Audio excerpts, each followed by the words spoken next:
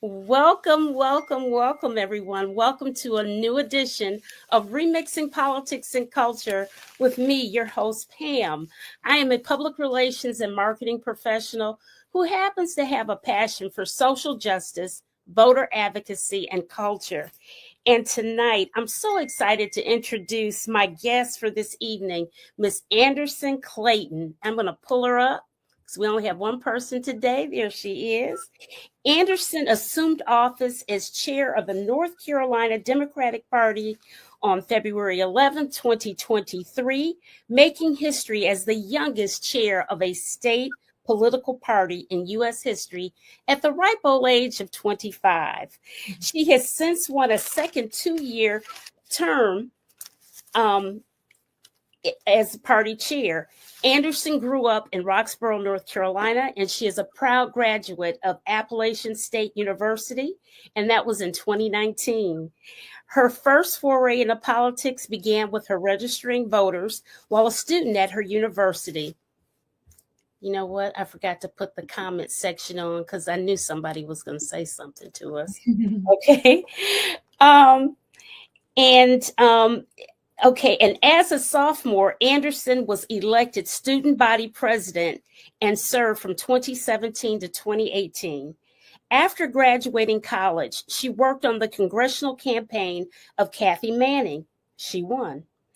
In 20 in the 2020 election cycle, she worked in Iowa as a field organizer for the presidential campaigns of both Kamala Harris and Elizabeth Warren, and then for the Senate campaign for Amy McGrath of Kentucky. She won. After all of that hard work, she returned home to her native Roxborough, North Carolina, and was elected the chair of the Person County Democratic Party in 2021.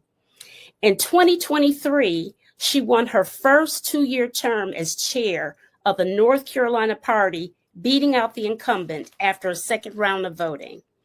Under her effective leadership, Anderson has run candidates in all 50 North Carolina Senate districts and 118 out of 120 North Carolina House of Representatives in the 2024 election cycle. Welcome, Madam Chair Anderson Clayton, to the show. Thank you so much, Pam, for that introduction. I really appreciate it. And thanks for having us on here tonight. Absolutely, absolutely. Hey, Loretta. Hey, Dawn. I forgot to say Dawn. Hey, Amanda. Okay. So listen, Anderson, there's so much stuff. I've got a little surprise for you first, though. First thing, a little surprise for you. And I'm going to share my screen. And you see it? Yes, ma'am. Who's that young lady on the screen? I'm back too far. Your first appearance on Good Morning America in May of 2023. Oh yeah. Yeah. I literally took those pictures on the screen. Oh. And I was so excited. I was like, oh wow, she won, all that stuff. I was so proud of you. Listen, I'm a strong proponent of Gen Z. Mm-hmm. One of my favorite Gen Zers is a young man and you probably know him, Greer Webb. Yeah. Oh my God, I love Greer. Yeah. He's so good. Yes, Greer's been on the show several times, and he's one of my faves. Oh. And so when you won, I was so excited because I really, really am a proponent of young people being involved in the process. I'm so sick of people thinking, oh, they can't do anything. They try to suck up all the oxygen in the room instead of share it. Yeah. And I think that's just very, very important to do. And when I saw you being the boss that you were, I said, oh, and I took pictures and I dug them up today. And I said, whenever I see you, I was going to show them to you. So there you go. Thank you for that. I've got a lot longer hair now than I did 2 years ago. And yeah. I think a lot of people look at me sometimes and be like, you've changed quite a bit in this job. And it's been exciting, I think, to just see how many people across the country have known us from the MSNBC and CNN and the places like that. National television honestly helped me find a lot of Democrats in North Carolina, which sounds a little crazy, I think. of our folks are watching national news, you know?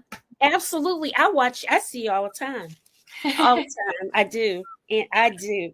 So let's get into this conversation, because this is a conversation. It's not an interview, it's a conversation. And what is going on? I am so sick of all of this gerrymandering in North Carolina.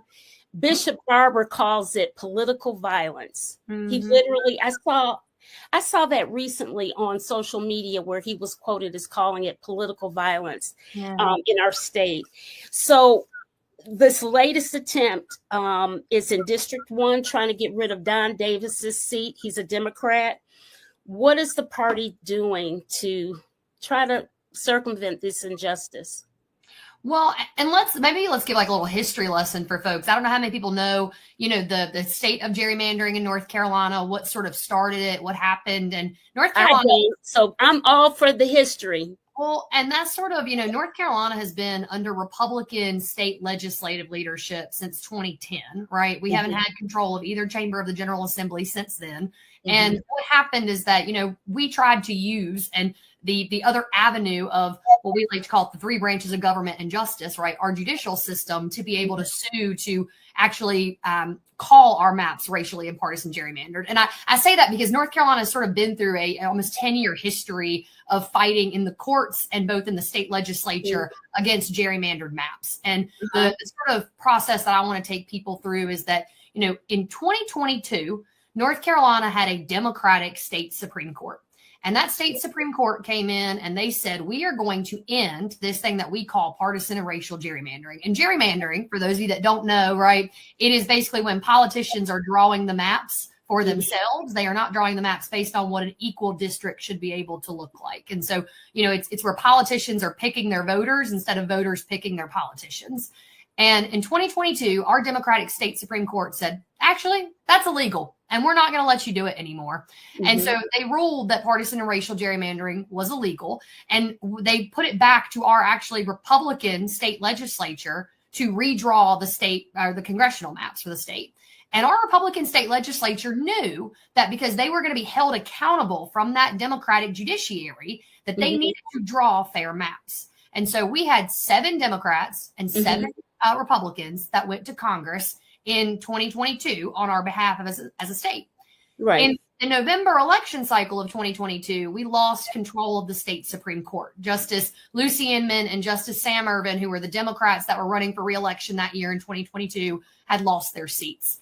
And Republicans came back in 2023 and re-gerrymandered North Carolina because the state Supreme Court that was now Republican dominated had gone back. If I've got any lawyers that are listening to this, they overturned a decision of the previous court. They ignored stare decisis, which you're not supposed to do. In a 200-year history of the North Carolina State Supreme Court, no one had ever seen anything like this. And Republicans went back and reversed that decision and made partisan and racial gerrymandering legal again.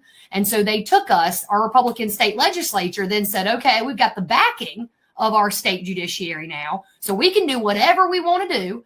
And they gerrymandered us into a 10-4 minority in Congress. Now, fast forward to where we are now and why they specifically came in and started targeting Don Davis's district in CD1. So anybody who may be in northeastern North Carolina, or if you've got family and friends up there, Don Davis's district used to be all the way from Granville County to Pasquotank County. It spanned 22 counties across the eastern part of the state. And Republicans came in this year, and because our Senate Majority Leader, Phil Berger, finally had competition for the first time in his life in a primary for the Republican nomination for that state Senate seat. He's been in office for 26 years, by the way. As long as I have been alive, Phil Berger has been in the I don't know that anybody. I don't know anybody should be doing it that long. I don't know. I think maybe you got to go up a little bit, but he's been in the state Senate for as long as I've been alive. And truly, this man said, I'm going to call Donald Trump and I'm going to try to trade Donald Trump for a congressional seat for an endorsement. And so Donald Trump does not endorse Phil Berger, but yet Phil Berger still gave Donald Trump a congressional seat, or at least he's trying to. Don Davis is still going to put up a continuous fight in his district to make sure that he is still representing the people of Eastern North Carolina. And I think that what we're seeing right now is Republicans who just came in and gerrymandered the state again and took our 14 congressional seats and made it an 11-3 minority for the Democrats. And they may keep going, because what we're seeing right now at the federal level too, right, is Trump's Department of Justice challenging the VRA in Section 2 that's supposed to protect almost 19 rural Democrats that are in Congress right now from the South, most of them being rural Black Democrats that represent places in the South in Congress right now. And so we see Republicans take us to an even greater margin in Congress. And the thing that we're trying to do as a party to prevent back against that and to fight back against it is both short term and long term. Short term, it means that we have to sue until we can't anymore. And that means both in state court and in federal court. And the DCCC, along with the DNC and the NCDP, has already filed a lawsuit, an amicus brief to our previous lawsuit from the 2022 election cycle that we had already filed, and trying to make sure that we're fighting back against this. But we know that our courts right now are not friendly. And so since I started this job in 2023, we've made a concerted effort to take back our courts. And what that's looked like is, North Carolina had an amazing election cycle for the state last year. We did not win the federal election, right? We didn't have that, no. But it was something where we won a Supreme Court justice seat by 734 votes. And when you look at the fact that Chief Justice Sherry Beasley lost a seat in 2020 for the North Carolina State Supreme Court by 401 votes, right, Pam? I'm like, yes, I know Sherry Beasley. Yeah, no, every vote matters, right? And so, trying to ensure that we protect our fight for the Supreme Court looks like getting Anita Earls elected. 26, and we got to make sure that we fight for her just as hard as we did for Justice Riggs. And then in 2028, there are 3 seats on the North Carolina State Supreme Court that Republicans hold right now that we can take back and actually be able to reverse everything, partisan and racial gerrymandering in general. So that's a long story and a long way to explain it. No, but all of it is kind of complicated. And it is complicated because some of the pieces that you said I didn't know about or whatever. And I certainly don't know everything because I try to read up on stuff, but it's so much. It is detail for sure. I want to switch a little bit and discuss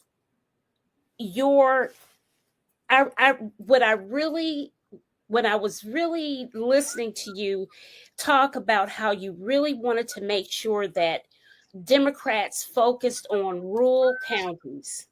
You came from a rural county. I live in one right now, baby. Okay.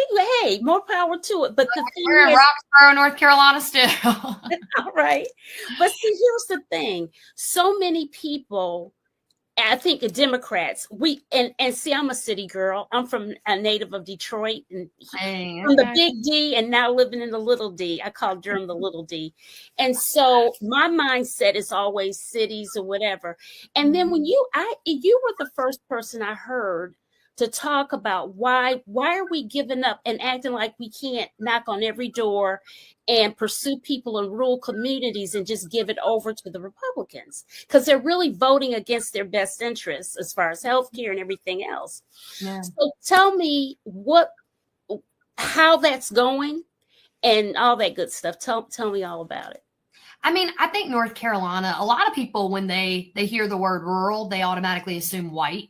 And I'll be honest with you, Pam, in North Carolina, that's just not true. You have out of the 20 counties that are majority minority counties in North Carolina, one of them that you're sitting in right now in Durham, and another one that's in Mecklenburg County. 18 out of the 20 of those counties that are majority minority counties are rural counties. And I think that a lot of times people forget about the communities that have existed and lived in rural North Carolina, particularly in the Black Belt region of our state in Don Davis's district. And I think that we have to be communicating to all of those voters, because we also are leaving behind Black communities in our party right now that need to hear us. They need to hear us. They need to see us out there. They don't need to feel like we've forgotten them and their votes. And for me, it really came from a place of growing up in Roxborough, where I never thought that anybody was a Democrat because no one ever talked about being a Democrat. And really? Yeah. And I think that it was really interesting because I've always felt like being here now, like it's my job to sort of be very loud and proud and let people know that it's okay to have differing opinions than some of the loudest voices that may be around you. Right. And when I got to be Person County Democratic Party chair, the first thing that I wanted to do, I came back home in 2021, right? And you talked about that a little bit. And the way in which that I came home was I became the Person County Democratic Party chair, and my local paper editor looked at me and he said, Anderson, don't go bothering with city council elections, because city council doesn't bother anybody. And I was like, well, that's the problem. City council needs to bother people, even in a rural, like red community like Person County. You need to have folks that can speak to the hurt and the pain that people in certain parts of this community are still feeling because they're hungry or they're homeless or they don't have what they need. Like, government should care about what people need and what they don't have right now. Mm-hmm. And we ended up running 3 really amazing Black Democrats to run for city council that year.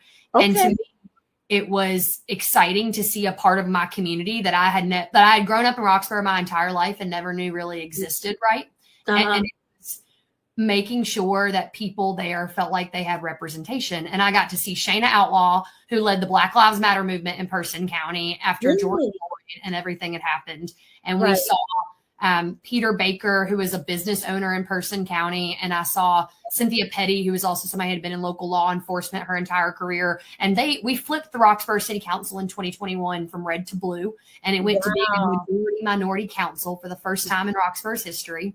Wow. And looking around at that, and I was like, how does our party not want to chase elections in every place, regardless of what they may look like or what the history of those elections have been? Because you actually don't know how people are going to vote sometimes. And I think especially when you have good community leaders and people that step up. And so that's what we tried to do this year. And I think that we saw that across the board for municipal elections in North Carolina in 25. We had historic wins for people like you have Billy Carter out there in Louisville, who became the first Black mayor of Louisville this year. And Forsyth County got to see some amazing and exciting things. Mickey Smith is now on the Jacksonville City Council and Onslow County. And people just thought, like, they were like, Onslow County's red. You're never going to get somebody on that city council. And Tanyetta Hill, who was their county party chair, was like, yes, we can. We can do this together. And I think that the amazing, Wake County alone had historic wins too across it for their municipal election. Shout out to Wesley Knott, who's my county chair out there. The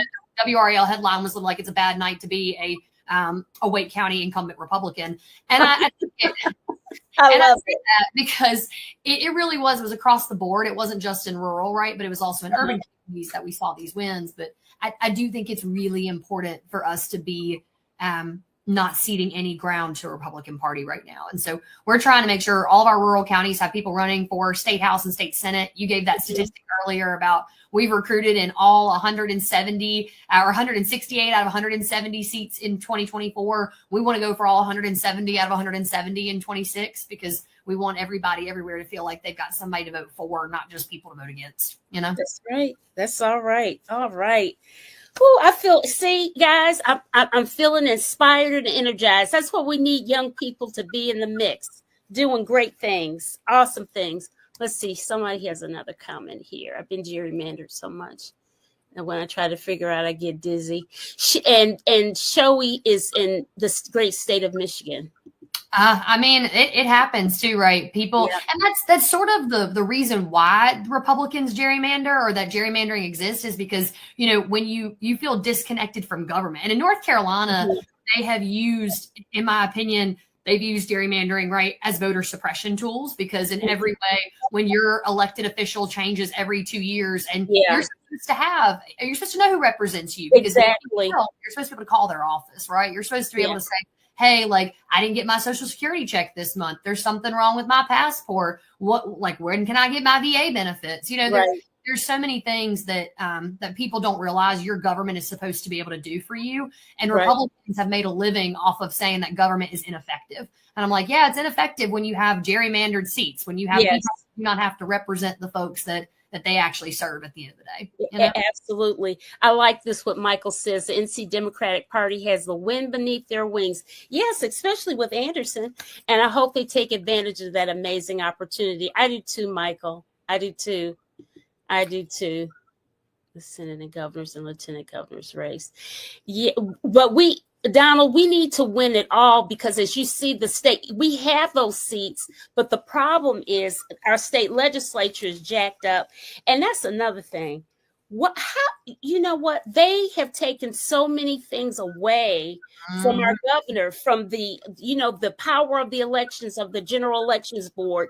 And now they have the nerve to say, they took away early voting from North Carolina A&T University, the country's largest HBCU, and definitely, I mean, You period. know what, Pam? Republicans gonna regret that though. I told her, I said, man, we're gonna have organizations that come out of the woodworks to put buses on campus to bus people to those polls, and I'm gonna be I'm gonna be out there handing out a flyer that says Republicans think that you won't do this right now. Right. They think you won't hop on the bus, and I'm like, I think they, and in every way, right? Because to your point, and so just so folks understand, right? A&T. Republicans now control the county and the state board of elections in North Carolina. Boards of elections in North Carolina are important because they decide where polling locations go, how long they're open, when they're open, everything under the sun, right? They make what we call a county voting plan. And usually, right, Democrats have controlled the governor's office, so they've controlled those boards. And Republicans in the state legislature passed a bill last year that said no longer is it the governor's powers, it's the state auditor's powers. I know, the state auditor. I mean, the election they didn't win last year, you know, like, or they won last year. Yeah. And I think that people just, they're kind of missing the marker on being able to describe, like the press right now is sort of saying like these sites got taken away. And I'm like, yeah, because Republicans want to disenfranchise young people from voting. Right. They fear the fact that we are going to come out in droves in this election cycle. And honestly, we've just got to be there to out organize them because there's not a lot of recourse for taking away those voting sites, especially when we don't have the courts in our favor too. And that's why the Gen Zs to move it and to make it happen. And I believe that you guys are going to do it. In fact, I'm going to say this to you, Anderson. I believe that your generation is going to be considered one of the great ones. You know, just like the men and women that served in World War II and that type of thing, because you all are constantly having to fight. You know, you are. And it's just been a fight. I mean, listen, you guys have been through COVID. I think we all having to fight though, Pam. You know, we are. But I'm just saying that you all aren't being complacent because I guess maybe I'm just fortunate to be around a lot of Gen Zs that are just with it and trying to do stuff. And I'm like, hey, I'll work with you, whatever, beside you, whatever, however, let's make it happen.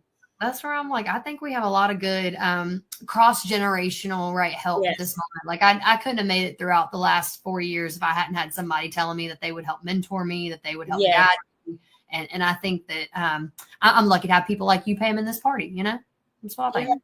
Yeah, I strongly believe in that cross-generational, intergenerational mix. I am a strong proponent of that. And I think more of that needs to happen, particularly on the federal government level. All of these octogenarians that are in office, wonderful. My mother's 89 and she is with it. She just resigned from her police county commissioner's president's role. I mean, she does all kinds of stuff, and she keeps up with the news and she does all the stuff. She's hilarious. But the thing is, I said, Mom, who do you have coming behind you? She said, they're too lazy about that. And I'm like, but Mom, it's got to be somebody that, you need to be bringing somebody up to see what you're doing. Cause she did robocalls and all of this stuff. But anyway, you know what? Let's talk about the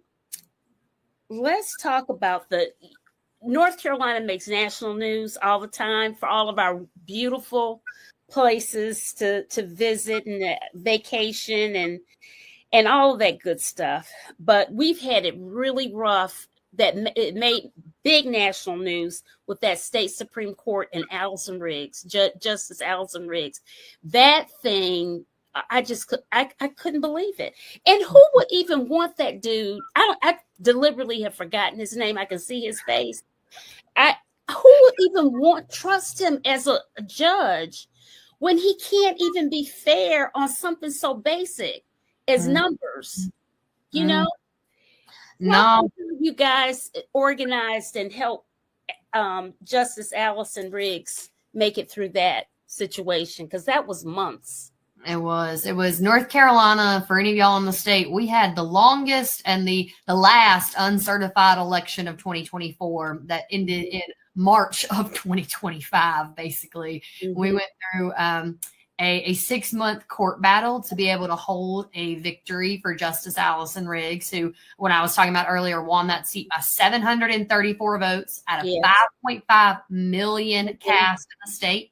So if you all think that your vote doesn't matter, I promise you it did. And we were there to count every single one of them that came in for her. And we were amazed to work with incredible partners, people like Carolina Federation and A. Philip Randolph, who were helping make sure that we were curing ballots at the end of last year, because we wanted to make sure that every vote had counted and everyone knew that they could in that way, or knew that their vote could count if they had fixed something on it, or if they had gone up and done their proof of residency or something like that at the Board of Elections. But what you all should take away is that Republicans are going to use every election tactic that they can to try to subvert democracy whenever they can.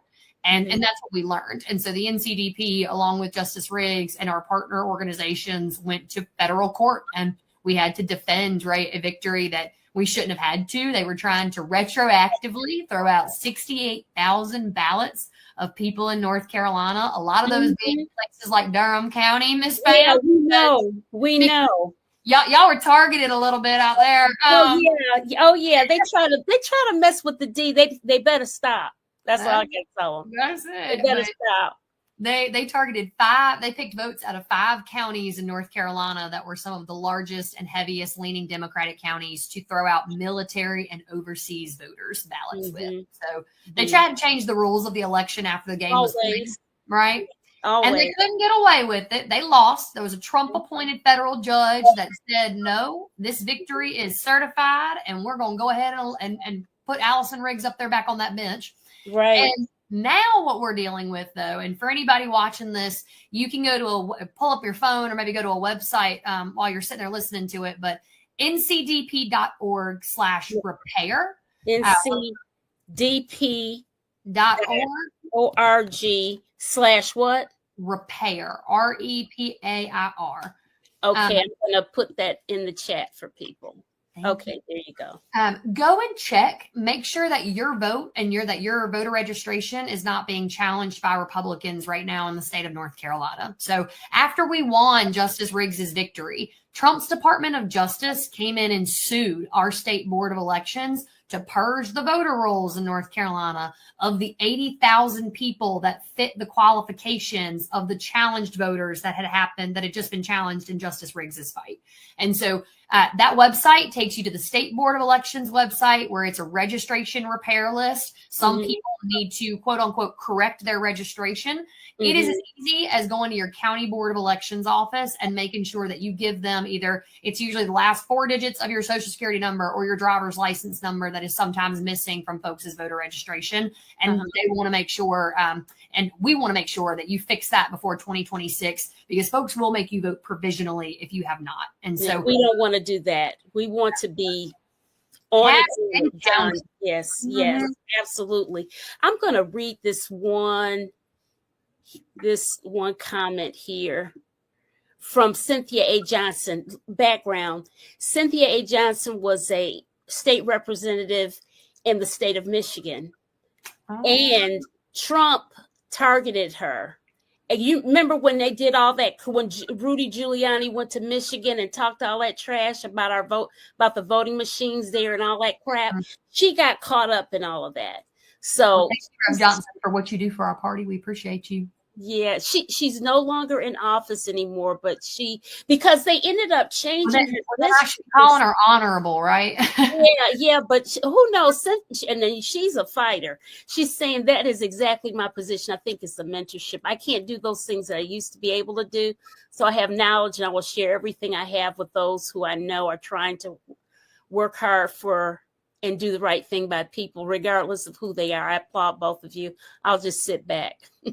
She never really sits back. And then she has, let's see, another message here. Hey, Pam, you remember the recount that they had for me in 2018? I won by 6 votes. So yes, every vote, 6 votes. And now let me tell you this, Anderson, that is the one thing that I'm so disgusted with my hometown. The voting turnout is atrocious. Yeah. I mean, even for the mayoral election, it was a big deal because a woman won in Detroit. But it's interesting. It was just, I mean, just so many people don't vote. They don't vote. I don't know what it is or what we can do. What's the magic sauce to get people out to vote?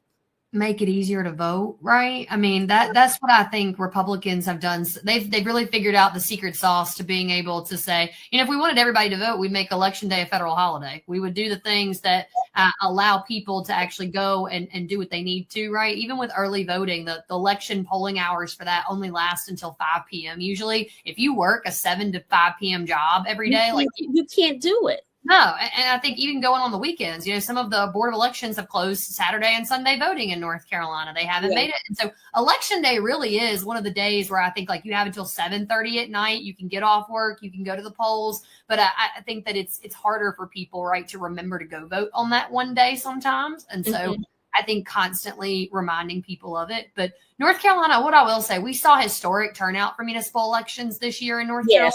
Yes. And part of that, I think, was driven by what's happening nationally, right? Yes. And I think the more and more that we see national politics start to encroach on local politics is you're going to start to see people pay more attention. But I do think that a lot of people could not tell you who the 5 city council members that they have are, or their 5 county commissioners sometimes. And that's me. I'm like, we got to look more local as a party and as a group of people, right? Than just looking up all the time. I keep trying to tell people that all of politics are local. They really are. Because all of the main issues that you fuss about every day are local. I happen to work in a government entity and doing communications. And hunty, that SNAP debacle. Yes. OM and the GGG. That was a hot mess. And if it were not for our county government being what it is, I don't know.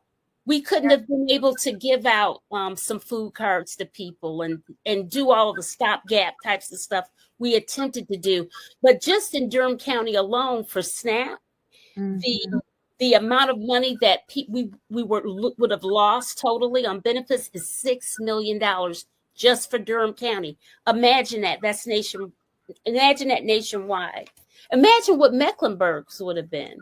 I mean, it still will be. I mean, right, January 30th is coming up quick, and the federal government has also got to decide again on a budget. And I think that right now what we're seeing is Republicans are willing to say people deserve to go without food. And I've never known that to be to be honest with you, too, I've never known that to be a godly position on anything. And those good Christians, they forgot the word. That Jesus would pass right by them. Please, with that foolishness. Michael says the GOP has self-inflicted wounds, and I believe they are mortal. The North Carolina Democratic Party needs to concentrate on unity because they have the momentum to succeed statewide for the first time in a long time. Thank you, Michael. In Detroit, you can vote absentee or early. Citizens are apathetic. Voting is easy. Yeah, I just maybe we need to send some folks down to North Carolina from Michigan and let them see how it is down here. That's honestly one thing that I would love to be able to do is let people see somebody else's person. Like if you're in urban North Carolina, like if you're in Durham right now, I'd love for people to come knock doors in Roxborough and like vice versa and let people see how it is living in another place. Because I think that's what honestly changes people is when they get to hear a perspective about how hard it is for people to vote in certain places. Because I think you're right. Sometimes people do take it for granted, right? How easy it can be or how accessible it can be in certain states, especially if they're states. Yeah, and another thing that's the reason why I even started this show, because Latasha Brown of Black Voters Matter kept saying you all have to do something. I said, well, I'm gonna do something because I'm always fussing and talking about this stuff. So I did this show like an educational thing, because what I know is that if people engage with you live like this, you retain it. And then you're more likely to pass it on. Oh, I heard that lady say this. And then if people, and everybody doesn't have to be a big rock star or anything, because it is so amazing the things I've learned. I have learned so much doing this show. Really. And also, Pam, I bet you've helped other people in your life. Like I tell folks ask me, they're like, what can I do, Anderson? I don't have time to knock doors. I can't make phone calls. I can't do X, Y, or Z. What can I do? And I said, you can help educate your own social media about our candidates. Because I do that a lot. I do that. Truly. It's such a powerful, like, people are self-selecting where they get their media from and where they get their information from. And the number one place that people get it from right now is their friends and their family and the networks that they find themselves in. Mhm. I appreciate it. I think you're sharing it with folks that have known you for a while and folks that are just finding you right now too. Yeah, that's true. That's true. Oh, Cynthia again. If banks trust us with PIN-protected debit cards to access our money, why can't America trust citizens with PIN-protected access to our own votes? Very good point. And this is interesting. Forgot the word. Have they ever read it? No, Dawn. They read the Trump Bible. That's why they don't know it. And Shoei, you got a whole Lord. It's hard to find Gen Z or whatever. I'm 70. I got the anti-war. I don't. Okay, Shoei. Shoei gets. I'm gonna have to have people do like a call in for the show because sometimes they start writing books on the thing. Say this, but I do not trust mail-in ballot system. Well, Republicans have been trying to take away mail-in voting for a while. We just saw them threaten that. It was wild in every way. Yeah. So, anyways, okay. So, Anderson, we don't have a budget still in North Carolina. I think I don't know if Pennsylvania got theirs yet. They did. We're the last state. Oh my God. So we are the only ones that don't have one. And these idiots said we're not going to get one till 2026. Mm-hmm. But what happens when the money runs out? I mean, the teacher, I don't know. Everything is gone. North Carolina is a little bit different than the federal government, right? When we don't pass a budget, it's not that our government shuts down. It's that our government goes back to it's called like a continuation budget basically. And it goes back to the same budget that you had the last year. Right. And what it does, right, is it doesn't account for raises. So teachers and public employees, state employees across North Carolina right now, state employees make up 750,000 people in this state. So out of the almost 11 million folks that we have, about 1 million of them are state employees right now, which means that they have gone without a raise and that they are also right now seeing their health care copays raised right now from Republicans in the legislature. Right. And so we've also then, gone the capital projects, any sort of funding crisis that we have right now does not get solved because Republicans cannot pass a budget.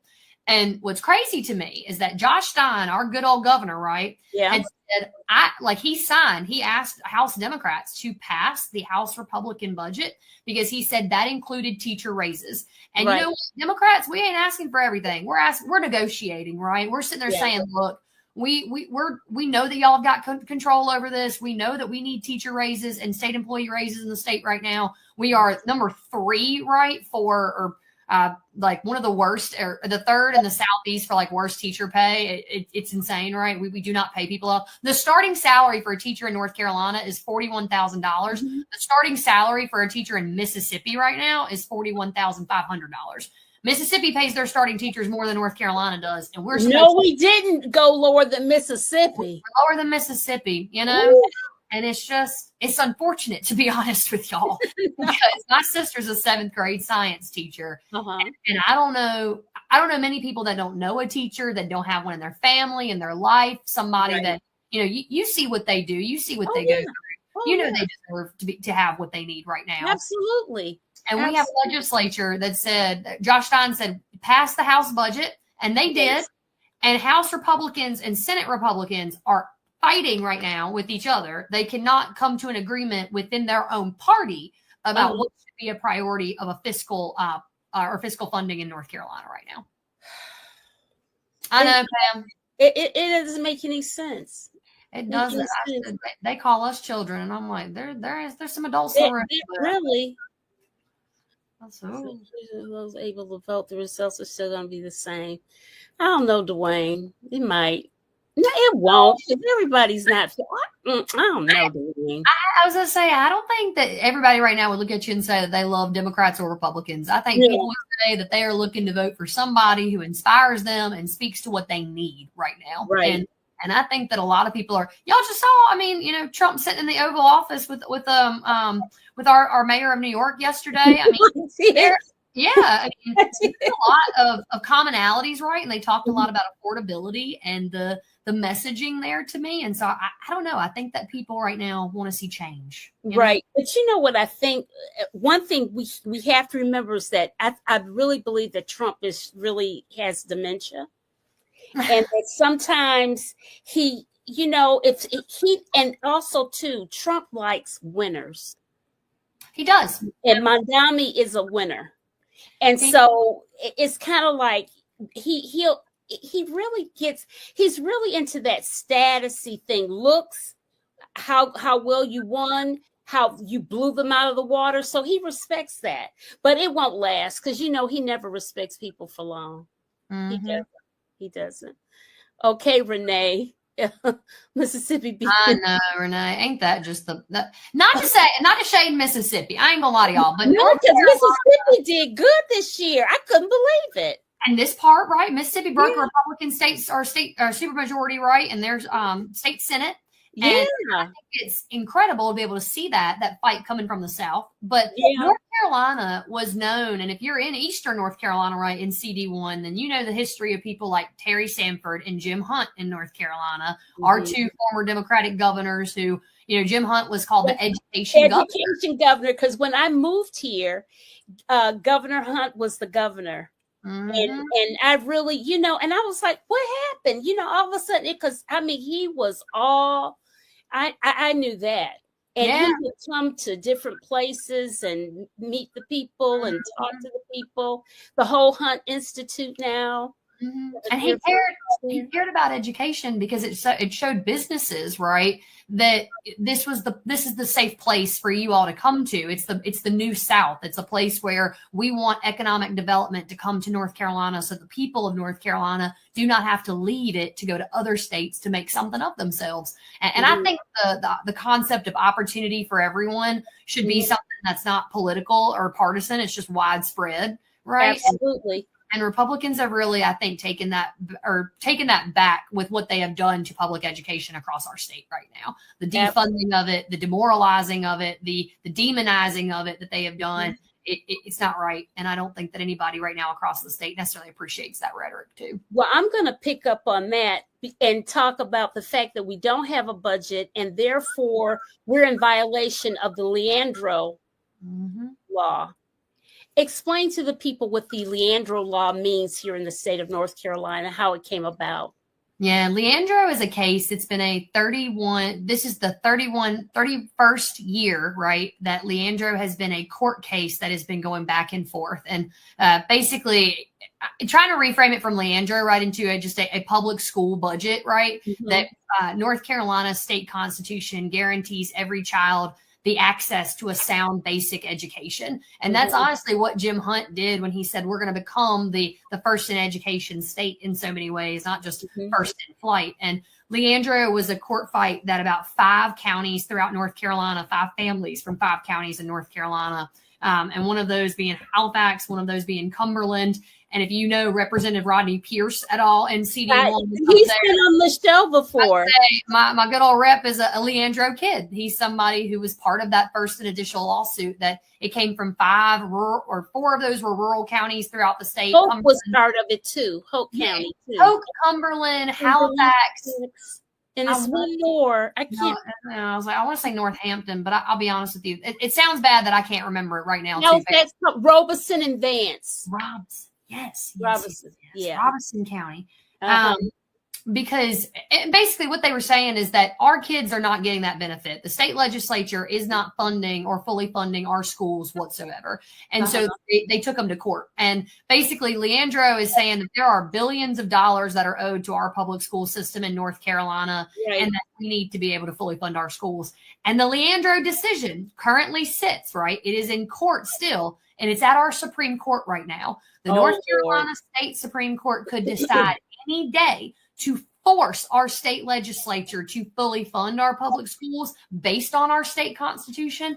And they have held that decision all year long. They may hold it longer than that, but it truly is one of the the most egregious acts that I think we're seeing in political history. And so many people, I think, are not like tired, but I think the reason why you don't hear a lot about Leandro is because it's been 31 years for people to see that. And I'm like, yeah, which means we should be louder about it than ever. It's been 31 years since this court case was brought before them. And families in these 5 counties have been waiting, right? 31 years for justice for their communities in so many ways. I applaud them for putting forth that lawsuit because they were from poor counties. Yeah. And they said, listen, we can't afford all the bells and whistles or whatever. We don't have the tax base. Yeah. But we all deserve a public education that should be equal to everyone else in the state. Yeah, and it's our right. It's guaranteed to us by our state constitution. And if we want to say that we want to follow and we want to uphold the Constitution, we have to do that. And I feel like our Republicans in the state legislature should be willing to. Absolutely. So I'm loving this. The Young Democrats of Wayne County. What cities are in Wayne County? I don't know. What, Goldsboro? Okay, I got it. I've been in Wayne County. Help me out with the other ones. I was like, Goldsboro out there. That's where the what's that Air Force base? Is it what? It's the Air Force. I think that Seymour Johnson is there. I think. Yes, ma'am. It is. Okay, a question for Anderson. For the folks down here in Wayne County, what can we the people do to make our voices heard in Raleigh? All right. Come on up. Let's do Dorian Palmer, who is give him a shout out on this. Dorian's my fantastic coalitions director for the state party. And Dorian does pack the gallery events. And so whenever the state legislature is in session, trying to make sure that we get people to Raleigh. But I think it'd be a great idea for y'all to come and be able to do that, one of those with him. The Democratic Women of North Carolina sponsored one. They got all of their members to come out and do a pack the gallery with us, especially when Republicans are taking bad votes. That to me is a great way. And then always we need people to show up to press conferences and everything else too. So that is also something where we just love to host y'all and have y'all in Raleigh. So, and what I would say, Goodwin House is the NCDP headquarters. It's in Raleigh and on Hillsborough Street. So yes, everybody is more than welcome to come by. That is the people's house, in my opinion. It's supposed to be y'all's house too. So yeah, it's a beautiful house too. Beautiful. Yes, okay, you guys, please like and share this video with others. And if you're on YouTube, please subscribe to my channel. It's free. It's a free way to support. All right. Let me go back to what other comments do we have? You know what? Some other big issues here in North Carolina that we have to deal with, a concern with, of course, healthcare. I'm really worried about that myself because we just had Medicaid expansion in North Carolina, and it's been wonderful. People are getting help that they need. I mean, it's wonderful. Yeah. And so now with everything that's happening on the federal level and what have you, what's happening? Time is going to tell, Pam, to be truthful, but we just saw Republicans basically cut healthcare access for the 600,000 people that got access to it with Medicaid expansion. So when Medicaid expansion passed in North Carolina, it was bipartisan. It was the governor and the Republican state legislature that had to make it happen. And Phil Berger, that lovely man that I talked about earlier, right? He had held up Medicaid expansion in North Carolina for a decade. He had said, I don't believe that this needs to happen. And finally, Phil Berger relented because he said North Carolina was losing money that it should have been getting from the federal government. And we had lost money for a decade in this state that was owed to North Carolinians and should have been able to have health care. And what I think that we saw was that 600,000 people getting access to health insurance for the first time in their lives by a policy decision that we made was incredible, right? Yes. And it should have been. And what we see now is that those same people are going to be basically told January 1, you're going to have to figure out something else. You're going to have to go back on the marketplace. You're going to have to figure out how you're going to afford this on your own. And a lot of people, I think right now are seeing their healthcare premiums rise, right, by 3 to 4 times the amount that they're currently paying. I just said it. I was like, the state employees, their copays doubled. And I just think that it is in direct response, right, to this administration wanting to give billionaires bailouts instead of people just health insurance. Like we live in the richest country in the world. You shouldn't have to wonder whether or not you can go to the grocery store or a doctor in a day. It's ridiculous. Did you see those shady memes that they were posting from the motherland in Africa, saying, "Children, eat your food because the children in America are starving." It was just, it was funny, but I was so disgusted at the same time because they were telling the truth. Because we had done those ads forever for them. Renee says, "I heard today that Trumpster has proposed some kind of ACA healthcare expansion to Congress. Of course, he wants to call it Trump something. Congress, and we should hear something early next week about what it is proposed. We'll see." I don't, who knows? It might just be a reiteration of Obamacare with his name on it. Well, I mean, this thing, Republicans spent decades or a decade trying to get rid of Obamacare too, and they couldn't ever figure out something else that was better than it. And now they have just made, they've gutted the Affordable Care Act in so many ways, right? Yeah. And people are going to see that. And even people that are insured are going to feel that, because people that are insured are going to have their rates go up. Like, this is not going to, these cuts are not going to make the ACA subsidies that we've just lost from this, the Republicans passing a bill in Congress right now for our budget. It does not mean that, anybody is going to be better off at the end of the day. It just means that actually your health insurance is going to be more expensive. And then also people are going to die from not having access to it altogether. And I don't know how anybody would want that. Yeah. Yep. So, I was told to ask you this question, Anderson, last week. When they found out you were coming on, they wanted to know specifically, who do you have running against U.S. Representative Virginia Foxx? So their primaries right now. I'm gonna be honest with y'all. So North Carolina, we've got gerrymandered congressional seats, and this is 2026. We just saw Virginia win R+9 state house and state senate races.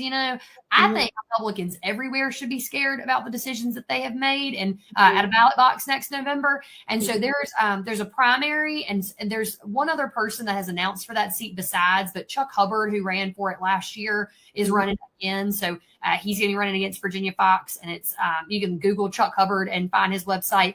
And I think, if I'm not mistaken, there's been another 2 people that have announced in that race. So the state party does not take positions in primaries, much as I think everybody's surprised sometimes, but I promise y'all, we don't. What we do is we give out free vote builder access, which is our database for data services throughout it. So it holds all of our information from previous campaigns within it too. And so we give out free vote builder access to all of our candidates, and my digital team will make a website or a logo for anybody that's running for office right now in North Carolina for free. The only thing that we'll ask you to pay for is just the domain when we hand it over to you after we've made it. And so, and then also we've got a great training department with Christy Boer. If any of you all are interested in running for office, she's got a great training series on YouTube for you to go find out, like, is this for me? Can I do this? What would it take? What's the process for it? Because I think that a lot of times people would make great public servants. They just don't know where to start. And so if you're somebody who is interested in running for office, I'm going to put this in the chat box to you, Pam, so maybe you can put it out to everybody, because this would also be a great way for folks to recommend people to run for office. And if you fill out this form for me, I will make sure to call them and ask them to run. So you don't have to do it yourself. Okay. All right. I got it. Copy. You put it in the comments. All right. Here it is. There it is, guys. It's coming up. There it goes. It's just ncdp.org/run. Yeah, it took the timestamp off it too, huh? Yeah. Okay. So the Young Democrats of Wayne County, Republicans just want the people to suffer right with Thanksgiving in a couple of days. It's ridiculous. It is ridiculous. But you know that that's Trump's jam. He's a sadist. He likes the more suffering and the pain and better. And then if you grovel to him, he might consider helping you. That's the kind of dude he is. Yeah. A weirdo, complete weirdo. What is this? Girl, please. I've been asked about running. I did go through the North Carolina Institute of Political Leadership. Now they've got it for public things, public, what do they call it? Public leadership now. Because I realize I enjoy politics a lot more than I thought I did. And obviously, I've always paid attention to it. So I don't know. I don't have any time on my hands, Renee. You just started some.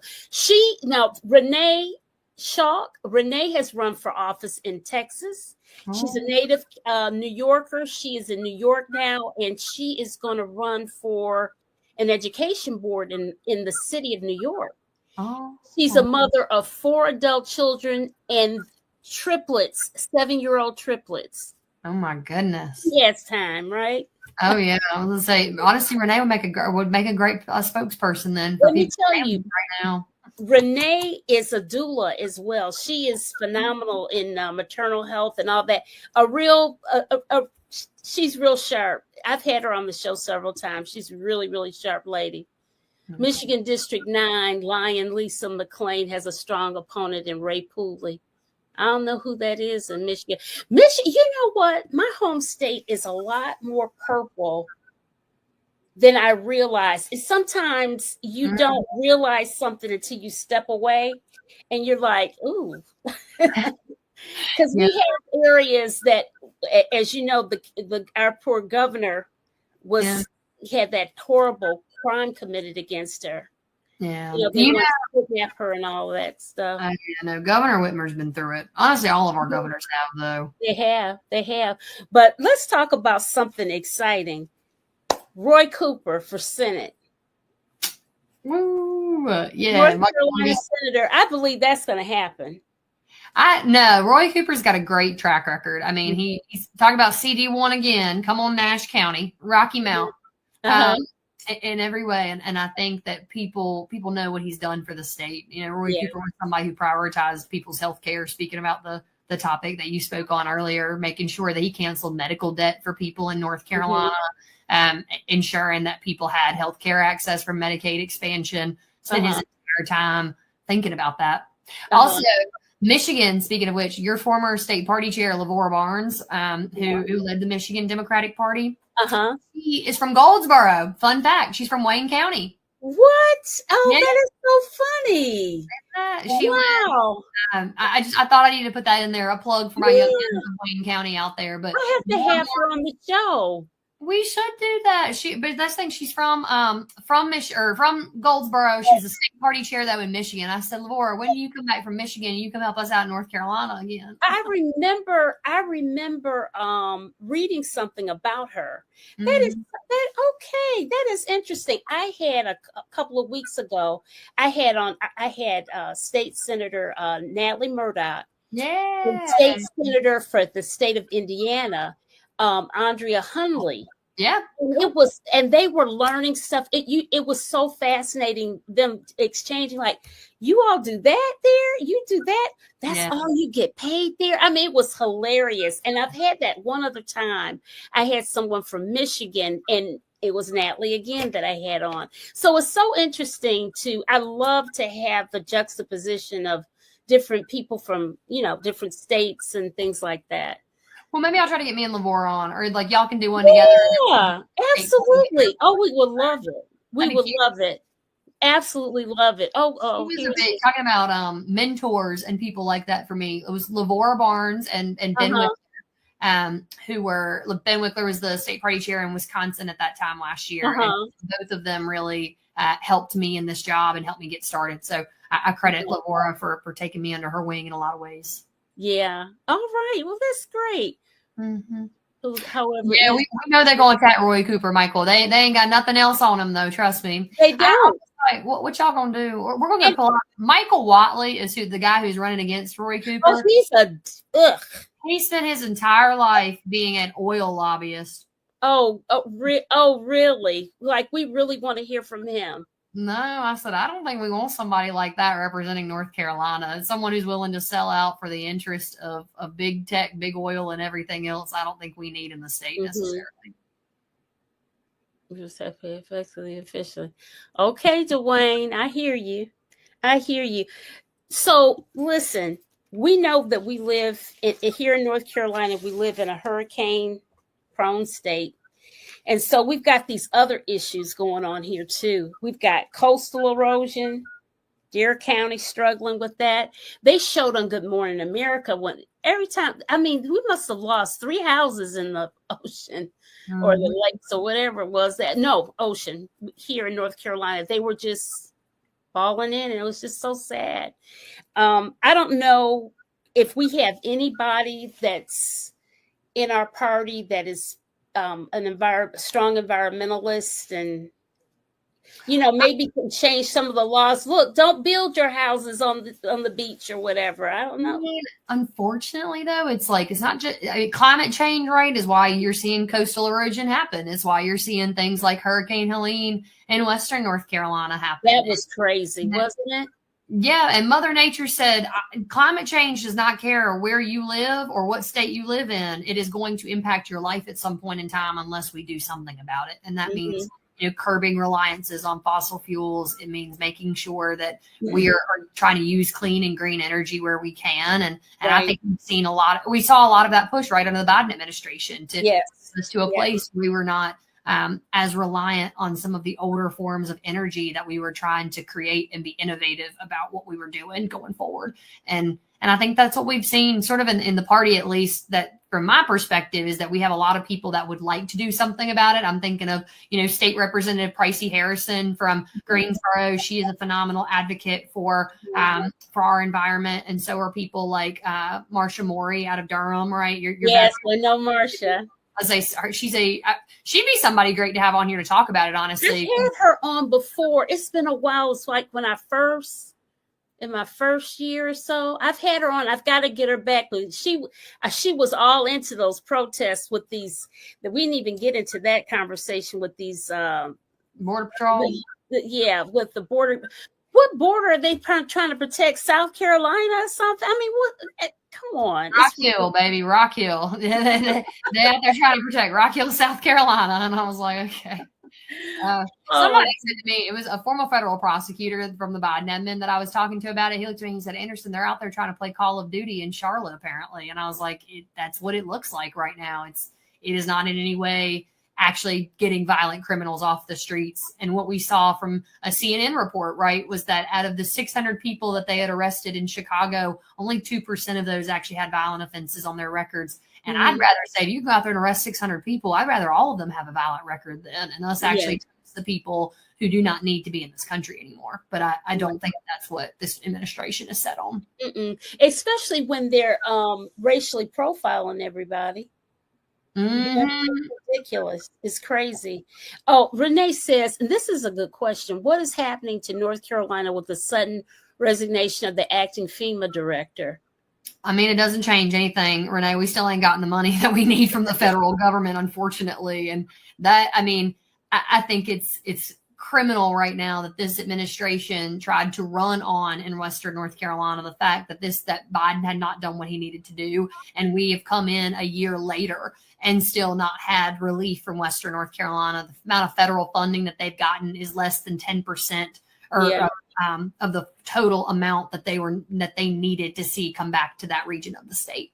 So it's, I mean, ineffectiveness is what we were seeing from this administration in every way. That doesn't really change. I don't think that they intend to pay anything. It's like, I mean, he literally said, Trump said that the states can take care of themselves. And I'm like, if that were the case, we wouldn't have had FEMA.